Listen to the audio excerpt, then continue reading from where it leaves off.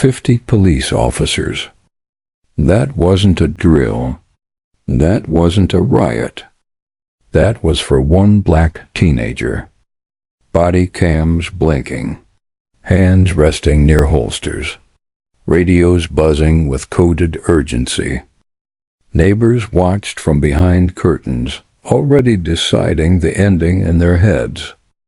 Because in this town, when 50 cops surrounded one black boy, there was only ever one outcome.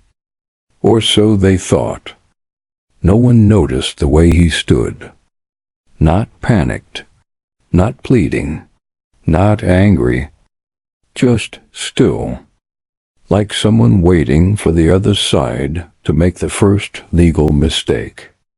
The call that brought them there was vague. Suspicious individual, no ID, refusing to comply. 3 phrases that had ended lives before. The teenager's name was Eli Carter, 18 years old, slim build, plain hoodie, hands visible. To the officers, he looked like a problem that needed controlling. What they didn't know, what no one on that street knew, was that Eli had already memorized more case law than half the precinct. And tonight, every single officer there was walking into a courtroom they didn't realize existed. The first command came sharp. Hands on your head. Now, Eli didn't move. Not because he was defiant, but because the sentence was incomplete. He calmly asked, "Am I being detained or am I free to leave?" That question hit the air like one officer scoffed. Another stepped forward, insulted by the tone. "Don't get smart with us, kid." Eli nodded once. "I'm not being smart," he said quietly. Radios crackled louder. Someone in command muttered, "Where'd he learn that?" They tightened the circle. 50 uniforms. 50 interpretations of authority. 0 understanding of who they were dealing with. What they saw was a teenager challenging them. What they didn't see was a mind trained to dismantle power without raising his voice. Because Eli Carter wasn't just familiar with his rights. He had spent the last 4 years defending them. And this wasn't fear in his eyes. It was calculation. They asked him his name again. Not because they hadn't heard it, because they wanted to hear it shaken. "Eli Carter," he repeated, same calm tone. No tremor, no rush. One officer stepped closer, boots scraping the asphalt. "You think this is a game?" he said. "You're surrounded." Eli glanced around, slowly, counting without counting. "I'm aware," he replied, "which is why I'm asking that question again." The silence that followed was heavier than shouting, because power hates being asked to define itself. Someone at the back whispered, "Why is he so calm?" The answer wasn't confidence. It was familiarity. Eli had grown up inside courtrooms the way other kids grew up on playgrounds. His mother cleaned offices at night. One of them belonged to a public defender who noticed the kid sitting in the hallway every evening, reading discarded case files like comic books. By 14, Eli wasn't just reading them. He was correcting them.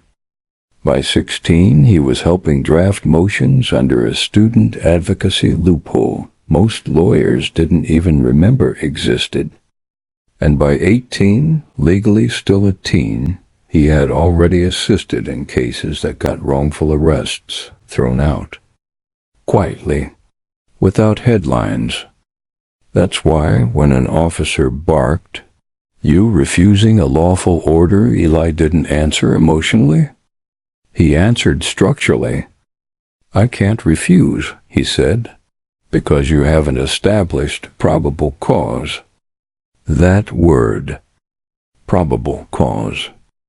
It rippled through the circle like an infection. One officer laughed nervously. Another shifted his stance. The supervisor arrived then, older, heavier voice used to being obeyed. "What's going on?" Before anyone could exaggerate, Eli spoke first. "Sir," he said respectfully, "I've been stopped without cause, surrounded without explanation, and verbally commanded without legal grounding." The supervisor narrowed his eyes. "And you are?" "A citizen asserting his rights," Eli replied, "and documenting this encounter." That was when they noticed the phone. Not held up dramatically, not recording theatrically, just on, already capturing everything. Faces, badges, voices. The mood changed. Because now this wasn't about control. This was about exposure. One officer muttered under his breath, "This kid's trying to bait us." Eli shook his head. "No," he said softly. "I'm giving you a chance not to make this worse." That sentence landed wrong. Not threatening, but damning. Because threats come from weakness. Warnings come from certainty. The supervisor exhaled slowly. "Son," he said, "you some kind of lawyer?" Eli paused. "Just long enough to matter." "I'm the one people call," he answered, "when lawyers fail them." The circle loosened just a fraction. Enough to reveal something important. Fear wasn't on Eli's side anymore. It had shifted. The supervisor stared at him longer this time. Not angry, calculating. Because now the situation had a clock on it. Every second this went on without justification increased liability. Every command without cause added weight to a future lawsuit. "Turn the camera off," an officer snapped. Eli didn't move. "I can't," he said calmly. "That would be obstruction on your part, not mine." That's when the split happened. You could feel it.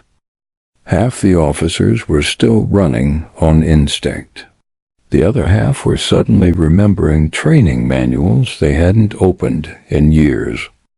One of them, younger, nervous, leaned toward the supervisor. "Sir, he's right about the recording." The supervisor clenched his jaw. Because losing authority publicly is worse than being wrong privately. "What started this?" he asked sharply. No one answered immediately. Because the truth was small, embarrassingly small. A vague call, a suspicious person, a description that fit half the block and none of the facts. Eli spoke again, voice steady. "For the record," he said, "I've asked 3 times for the basis of this stop. I haven't received one." He looked straight at the supervisor. "That matters." The supervisor rubbed his temples. "You don't look like a criminal," he said. Eli tilted his head slightly. "That's not the standard," he replied. "And you know it." Silence. Then a mistake. An officer at the edge, tired of the tension, said it out loud. "We're detaining him until we figure this out." That was it. That single sentence. Detaining without cause, on camera. Eli's eyes didn't widen. They softened. Because the trap had just been sprung. "Thank you," he said. The officer frowned. "For what?" "For clarifying," Eli replied. "You've just upgraded this from a stop to an unlawful detention. The supervisor spun around. Who said that? But it was too late. Eli was already narrating. Time is 8:42 p.m. Officer has declared detention without articulable suspicion. I am not resisting. I am not fleeing. I am invoking my right to remain silent beyond this point. He stopped speaking, not because he was scared, because silence now was strategy. The officers looked at one another. They wanted him to panic, to argue, to slip. Instead, he gave them a perfect record. Every order followed, every right asserted, every violation preserved. The supervisor stepped closer, lowering his voice. "You're enjoying this," he said. Eli finally looked tired. "No," he replied quietly. "I've just seen how this ends too many times." A police radio crackled. Dispatch asking why the stop was taking so long. Why there were so many units tied up. Why no arrest had been logged. Pressure from above. Pressure from the camera. Pressure from the fact that this kid, this teen, hadn't raised his voice once. The supervisor made a decision. "Uncuff him," he ordered. An officer hesitated. "I said uncuff him." Metal clicked. The circle opened. Eli didn't smile, didn't gloat. He simply picked up his phone, checked the screen, and said, "For everyone's sake, I hope you review your policies tonight." He took 2 steps away, then stopped, turned back. "Oh," he added, almost as an afterthought, "if Internal Affairs asks, I'm happy to provide the footage." That's when they realized something worse than losing control. They hadn't just failed to dominate him. They had given him evidence. By morning, the footage was already moving. Not viral yet, not trending, but spreading quietly, efficiently, through the places that mattered. Internal emails, union group chats, a lieutenant's tablet during breakfast. Because this wasn't a shouting match clip. No profanity. No resistance. It was worse. It was clean. Every line spoken clearly. Every command captured. Every violation documented without drama. By 9:17 a.m., the supervisor from the night before was sitting in a windowless room with a legal advisor who hadn't slept. They played the video without sound first, because you don't need audio to see hesitation. Hands tightening, eyes darting, the moment authority slips. Then they played it with sound. The room went quiet at the word detaining. That single sentence echoed louder than the sirens ever had. Across town, Eli sat at a small kitchen table, coffee untouched. He hadn't posted the video. He didn't need to. He knew the rhythm of institutions. First Comey's denial, then containment, then damage control disguised as procedure. His phone buzzed. Unknown number. He let it ring.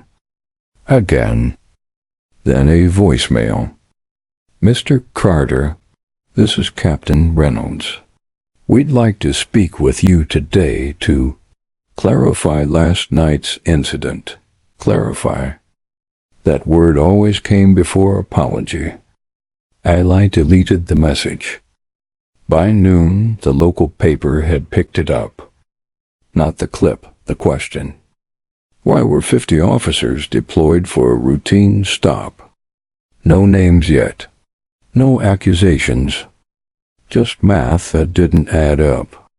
Parents noticed. Lawyers noticed. And officers noticed something else. The comments. Not rage. Confusion. People weren't asking why Eli was stopped.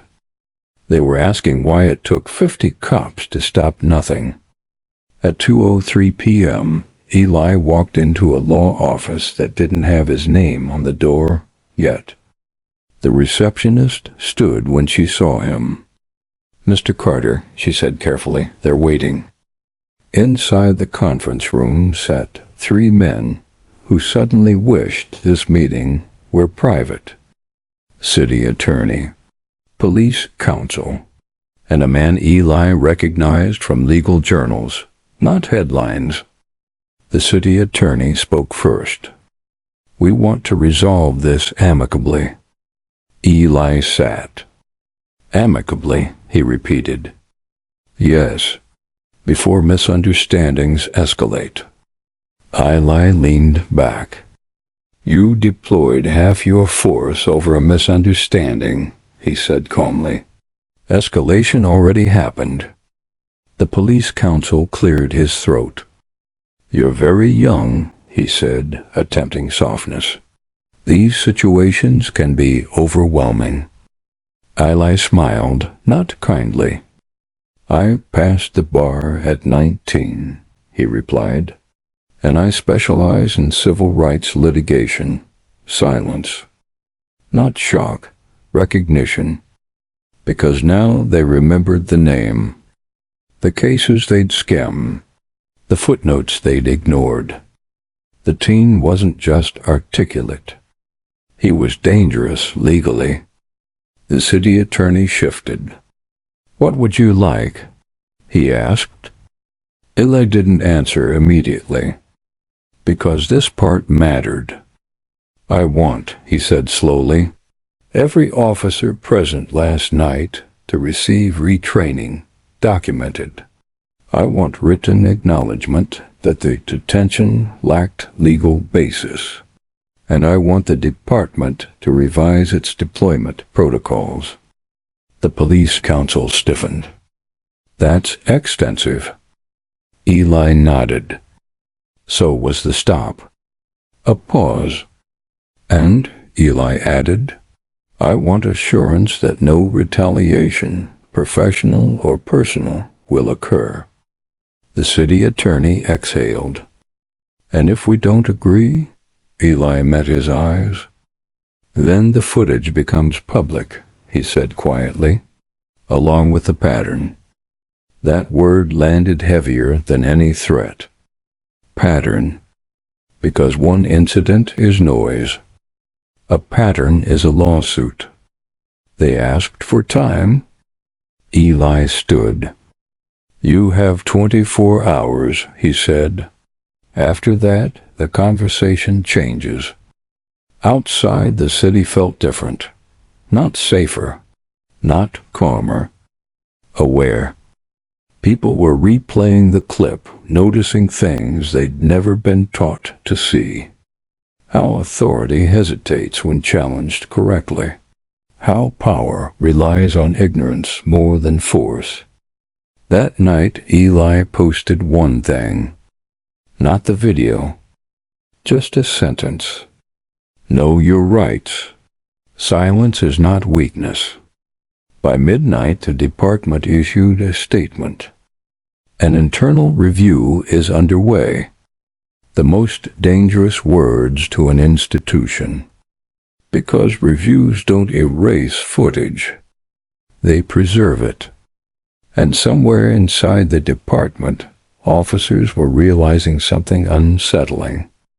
They hadn't just surrounded a teen.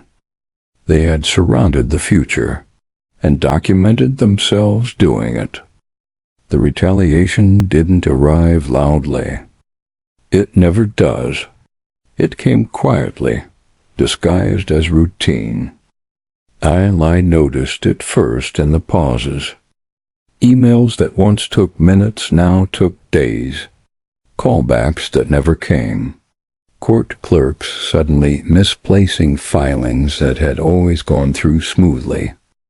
Nothing provable. Nothing obvious. That's how institutions punish without fingerprints. 3 days after the meeting, the department announced mandatory retraining. Press release tone. Neutral language. No admission of fault. But inside the building, names were being remembered. Eli's name. An officer he didn't recognize started parking across from his apartment, never directly in front, just close enough to be seen. Always legal, always explainable. Presence is a message when silence no longer works. Eli didn't react. He documented dates, times, patterns.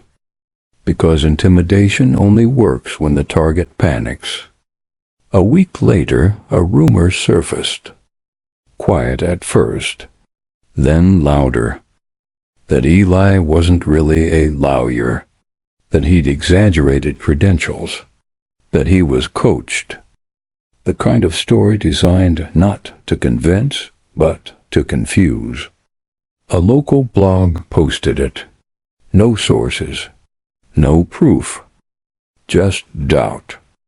Eli read it once, then opened his laptop. By the next morning, the rumor collapsed under its own weight. Court records. Bar registration. Published cases. All public. All undeniable. The blog deleted the post without apology. But the attempt mattered. Because now Eli understood the shift. They weren't trying to scare him anymore. They were trying to isolate him. That's when the letters started arriving, not hate mail. Requests. A black mother whose son had been stopped 4 times in a month. A delivery driver searched without cause. A veteran pulled over for matching a description. Stories stacked fast when someone proves the door isn't locked. Eli didn't take all the cases. He chose carefully. One every few weeks. Enough to establish precedent. Not enough to be dismissed as activism. The city noticed. At a council meeting, a councilwoman mentioned rising legal exposure. The police union pushed back. Behind closed doors, someone suggested making Eli's life inconvenient. That idea died quickly, because now he wasn't alone. Civil rights groups had started watching. Law schools invited him to speak. A national outlet emailed for comment. Visibility is armor. Then came the call that changed everything. Not from the police, from the mayor's office. A private meeting. No press, no aides. Just a question. What do you want this to become? Eli didn't answer immediately. Because this wasn't about last night anymore, or 50 officers. This was about leverage. I want, he said, what you already promised the city you were. The line went quiet. Transparency, he continued. Clear protocols, and consequences when power forgets its limits. The mayor exhaled. And if we don't? Eli didn't threaten. He didn't need to. Then the pattern continues, he said. And patterns always surface. 2 weeks later, the department announced policy revisions. Body cam deployment standards. Clearer detention thresholds. Independent review triggers. Small changes on paper. Massive shifts in practice. The officer who had parked across from Eli's apartment stopped showing up. The silence returned, but different this time. heavier. Because silence after accountability isn't absence. It's restraint. Months later, someone asked Eli if he'd planned it. The video, the wording, the calm. He shook his head. No, he said, I just knew the law. And that, more than anything, was what terrified them. Because force can be resisted. Weapons can be avoided. But knowledge? Knowledge surrounds power and waits for it to make a mistake. The city tried to move on. That was the mistake. Because stories like this don't end when policies change. They end when memory fades. And Eli made sure it didn't. 6 months after the night of the standoff, a case quietly landed on his desk. No sirens, no cameras, just paperwork.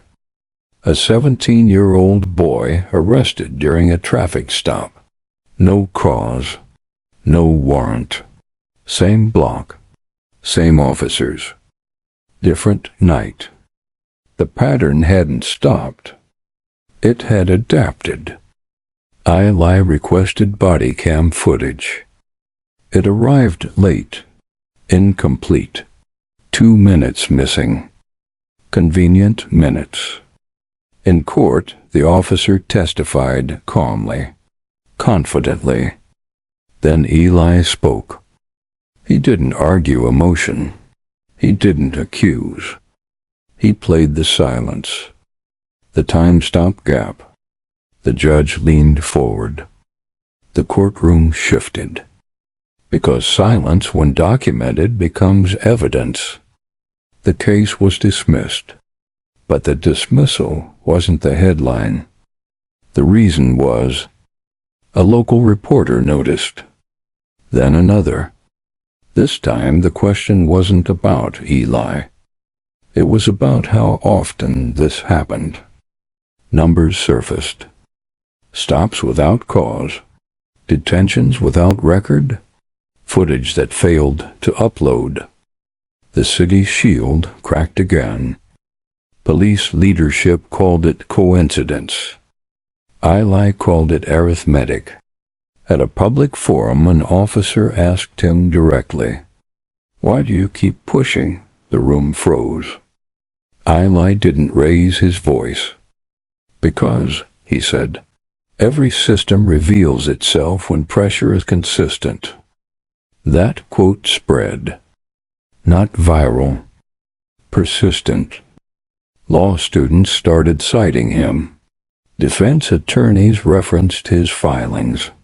Departments in other cities quietly revised protocols without announcing why. Then came the backlash. Funding proposals stalled. Invitations stopped. A speaking engagement was postponed indefinitely. Not punishment. Pressure. Economic pressure is cleaner than threats. Eli felt it. He adjusted. Smaller office. Fewer cases. Stronger focus. Because power expects hunger to silence people. It underestimates resolve. A year after the original incident, Eli stood in a courtroom again. Different judge. Different case. Same underlying tension. This time the prosecution tried to discredit him. Not his facts. His age. His tone. His agenda. The judge shut it down. "Address the law," she said. "Not the man." That sentence mattered.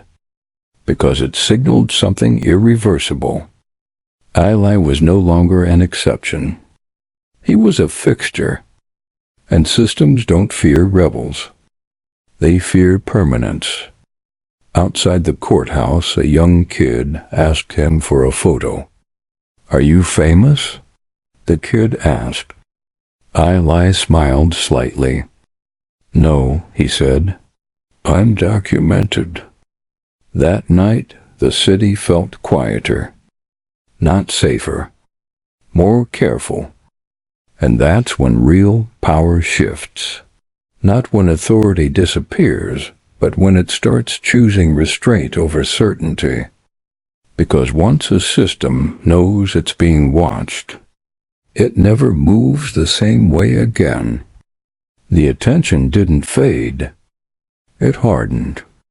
2 years after the night 50 cops surrounded him, Eli's name no longer appeared in headlines, and that worried the department more than when it did.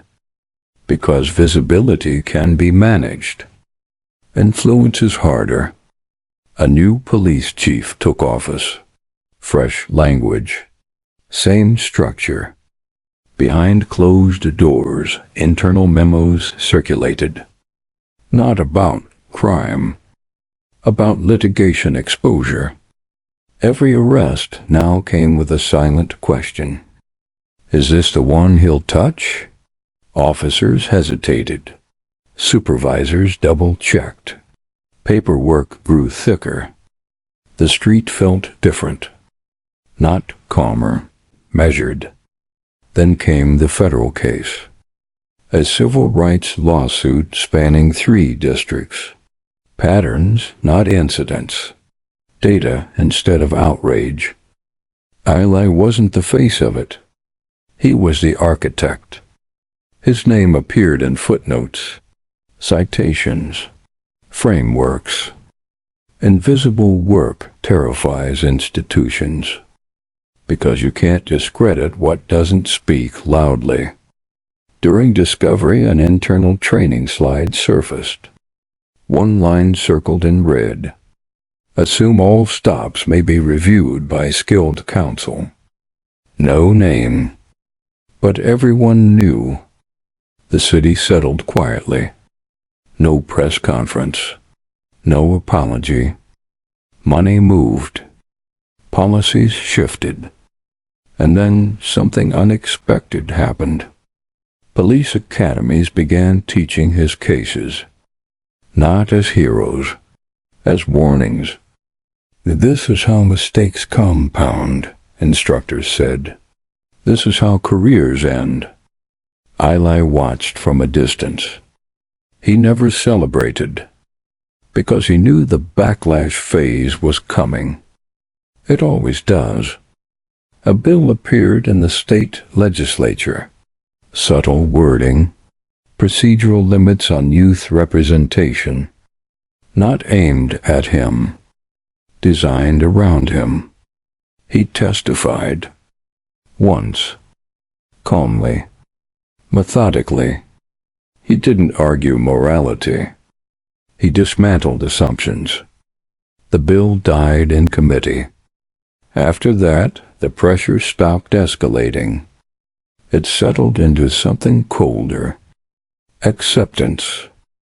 Years later, someone asked Eli if he ever felt afraid that night, surrounded, hands visible, breathing controlled. He paused. Fear wasn't the point, he said. Clarity was. Because in moments like that, panic gives power away. Clarity takes it back. The city still policed. Courts still ruled. Mistakes still happened. But one truth remained embedded in the system like a scar. Power only works when no one knows how to challenge it. And that night, a black teen didn't run, didn't argue, didn't beg. He documented. And nothing unsettles authority more than someone who knows exactly where the lines are and refuses to step outside them. If you were in his place, would you have stayed silent? Or would you have spoken, knowing the cost? Where are you watching from? Let me know in the comments.